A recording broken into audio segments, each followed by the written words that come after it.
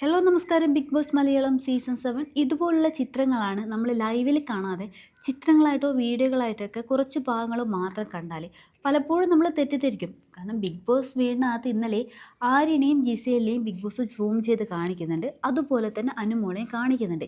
ഈ ഒരു ചിത്രമാണ് നമ്മൾ കാണുന്നത്. അനുമോൾ ഇവരെ നോക്കിക്കിടക്കുകയാണ് ചെയ്യുന്നത്. ശരിക്കും പറഞ്ഞാൽ ഇവിടെ നടക്കുന്നത് ജിസേലിൻ്റെ കുറേ ക്രീമുകൾ കാര്യങ്ങളൊക്കെ അവിടെ ഇരിപ്പുണ്ട്. ആര്യൻ അത് എടുക്കുവാണ്. ജിസേൽ അത് ആര്യൻ്റെ മുഖത്ത് ഇട്ട് കൊടുക്കുകയാണ് ചെയ്യുന്നത്.